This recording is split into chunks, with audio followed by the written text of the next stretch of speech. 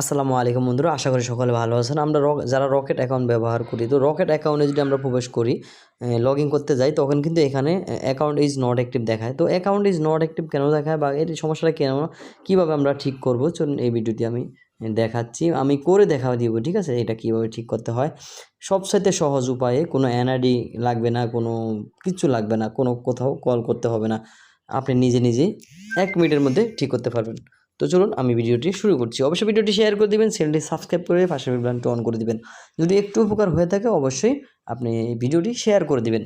তো এখানে আমরা বেরিয়ে যাব, এখান থেকে আমরা চলে যাব ডায়াল প্যাডে। এটা এটা সমাধান করতে খুবই সহজ, এটা খুব ইজিলি আপনারা সমাধান করতে পারবেন। আমি ডায়াল প্যাডে চলে গেলাম। ডায়াল প্যাডে আসার পর যেহেতু রকেট অ্যাকাউন্ট, তো সেক্ষেত্রে আমরা রকেট অ্যাকাউন্ট কোড নাম্বার চেপে দেব। আমরা রকেট অ্যাকাউন্টে প্রবেশ করব।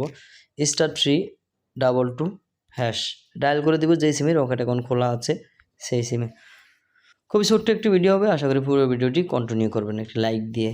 এখানে এরকম চলে আসবে, এরকম চলে আসার পর দেখতে পাচ্ছেন 5 নাম্বারে আছে মাই অ্যাকাউন্ট। তো এখানে 5 নাম্বার চাপবো, 5 নাম্বার চেপে সেন্ড করে দিব। সেন্ড করে দেওয়ার পর এইখানে দেখতে পাচ্ছেন এরকম দেখাচ্ছে। এরকম দেখাইলে আমাদের এখানে যেহেতু অ্যাকাউন্টটা লক হয়ে গেছে, নট অ্যাক্টিভ দেখায়। এখানে 4 নাম্বারে দেখতে পাচ্ছেন আনলক, ঠিক আছে, রিঅ্যাক্টিভ দেখাচ্ছে। তো 4 নাম্বার চাপবো আমরা, 4 নাম্বার চেপে সেন্ড করে দিব। ভিডিওটি খেয়াল করবেন অবশ্যই। এখানে দেখতে পাচ্ছেন এরকম দেখাইলে এই যে এখানে চাইছে ইন্টার ইউর 4 ডিজিট পিন। তো আমি 4 ডিজিটের পিন দিয়ে এখানে সেন্ড করে দেব।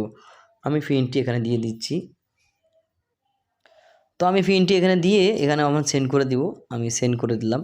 সেন্ড করে দেওয়ার পর এখানে দেখতে পাচ্ছেন your account is already active, ঠিক আছে, মানে কি আমার এই অ্যাকাউন্টটা আনঅ্যাক্টিভ হয়ে ছিল, এখন এটা অ্যাক্টিভ হয়ে গেছে। যে কোনো কারণে কিন্তু এটা অ্যাকাউন্ট ইজ নট অ্যাক্টিভ দেখাতে পারে, ঠিক আছে, মানে কি বলে ব্লক হয়ে যেতে পারে, ঠিক আছে, লক হয়ে যেতে পারে, তো আনঅ্যাক্টিভ হতে পারে। তো এখন দেখতে পাচ্ছেন আমি শুধু এখানে ঢুকে আনলক করেছি শুধু পাসওয়ার্ডটি দিয়ে, your account is already active, মানে আমার অ্যাকাউন্টটি অ্যাক্টিভ হয়ে গেছে, ঠিক আছে।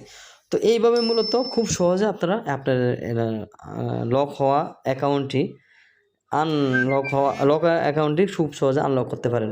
ভিডিওটি শেয়ার করে দেবেন, চ্যানেলটি সাবস্ক্রাইব করে পাশে বেল বাটনটি অন করে দিন।